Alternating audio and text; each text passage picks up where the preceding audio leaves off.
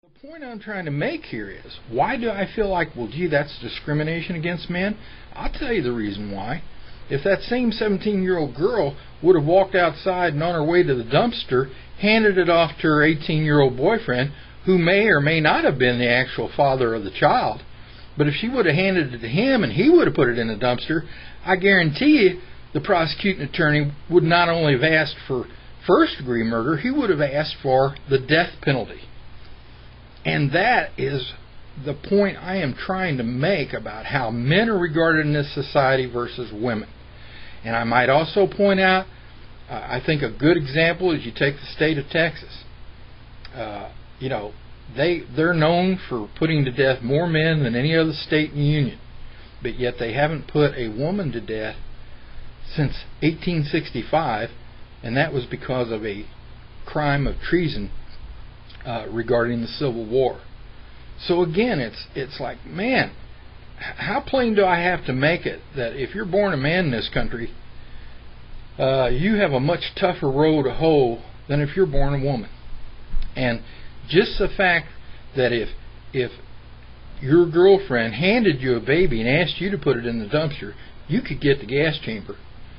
But if she does it, society says, oh, well, gee whiz, golly, she's just a 17-year-old girl and she doesn't know any better. And, oh, gee, if she'd had an abortion, there wouldn't be any crime anyway, so why are we really doing this to this poor 17-year-old girl?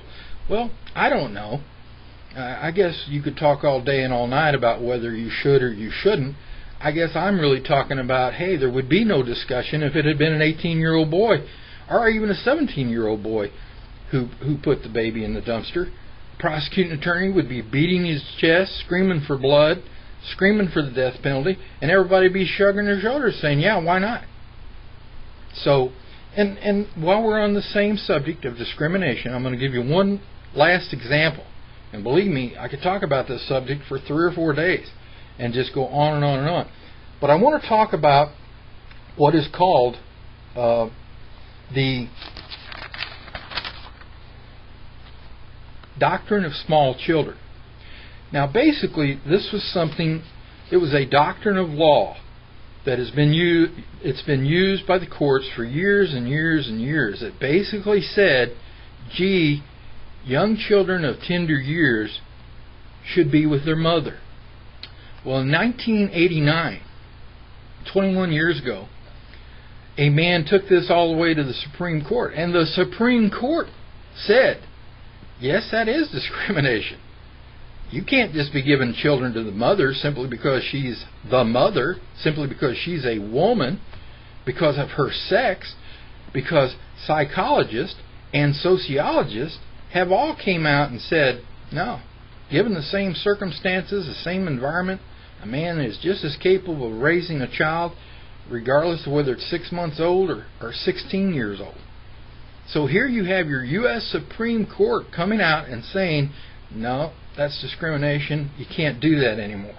But here it is 21 years later, and if you were to look at the statistics prior to 1989, 97% of all women were getting child custody.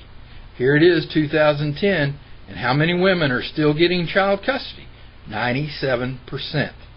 Gosh, does that sound to you like the courts have stopped using the doctrine of small children? It certainly doesn't sound that way to me.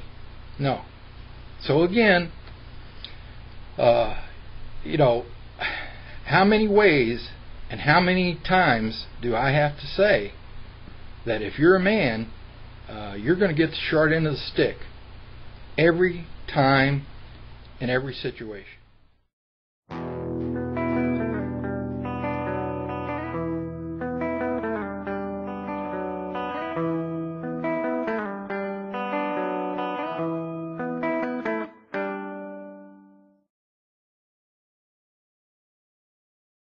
To the children and families.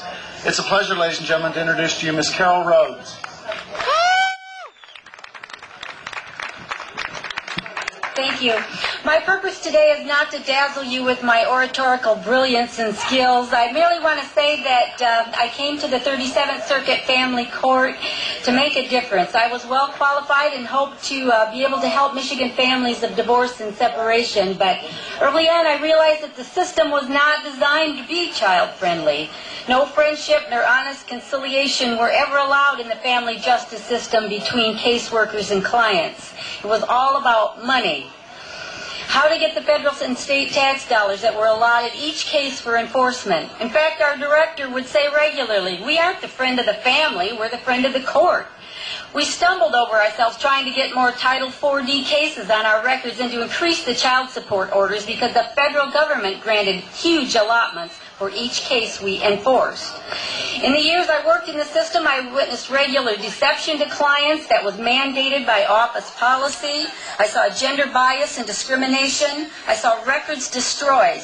I saw office policies and rules change from week to week for the profit of the agency.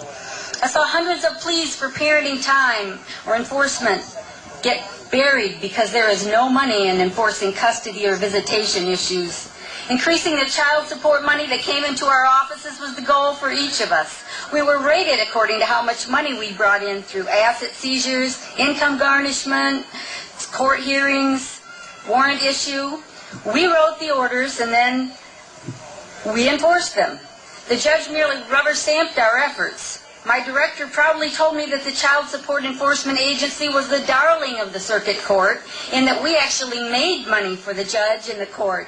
Unlike the sheriff's department and so many others, our county or state was not an exception to the rule. We were one of the most successful counties and we shared training with other counties and states so they could learn how to maximize their efforts toward increased collection. We were not only told to withhold information, forms, policies, laws, and statutes from our clients with questions, but we were forbidden to help them obtain legal relief from unfair situations beyond their control. We were instructed to quickly help those who were demanding increases in child support, but we were threatened with losing our jobs if we should breathe a word to encourage an injured or unemployed payer to petition for a reduction of any kind. For the years that I worked in the system, I put my job on the line whenever I helped any of the parties in trouble. We were not to get personally involved. The children or parents, we had nothing to do with that. I was derisively accused of wasting my time being a social worker. We worked closely with Child Protective Services and Family Independence agencies, and they were the same way. No one wanted to improve services or hear about abuses within the system because every worker in these huge bureaucracies was trying to keep his or her job by covering up any errors or problems. I had 6 secretaries underneath me, unlimited power in my 401k and my office to lose if I should rock the boat. But rock the boat I did when I wrote the book Friend of the Court, Enemy of the Family. Families that were bleeding from the pain of divorce and separation were insulted, tricked, lied to, and deceived by persons without adequate training to be making those kind of judgment calls. Most of the custody determinations were made by unwed, childless individuals who were totally unqualified to hold the lives of so many in their hands. The determinations were made on the basis of the most child support that could be ordered for each case. Fathers or non-custodial parents were stereotyped as payers only. The court and most caseworkers felt that fathers were unnecessary and possibly dangerous for the children to have contact with. The child support system is an adversarial system. It encourages parental alienation and court battles. Children are pawns in an expensive and elaborate game of winner versus loser. Attorneys coming into the picture further divide the already fractured family and insulate the parents from communicating with each other. Usually after attorneys and agencies become involved, new and creative charges of abuse, neglect, and addiction enter the picture. Many times these are convenient charges against innocent family members guilty of no parents even after the partner left.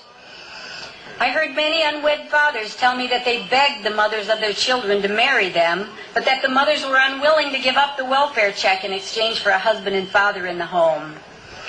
The most outdated picture of the father leaving the mom and kids to run off with his secretary is all but a thing of the past.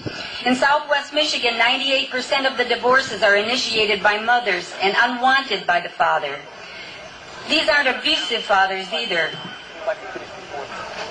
Equal parenting is not a men's issue. I was a single mother for most of my children's lives, and I know what children need most is the love and balance two fit parents can give them. Money can never make up for the loss of a parent. Divorce or separation should not be the reason some kids will never get to know one important part of themselves. Equal parenting does not do away with child support. Child support takes on a whole new dimension for children with two loving parents instead of just one. I am humble as I stand in the shadows of one of our greatest founding fathers. Here in this place, another great father, Martin Luther King, announced to the world that he had a dream. Well, Mahatma Gandhi told us that we must be the change that we want to see in the world. Are you willing to be that kind of change?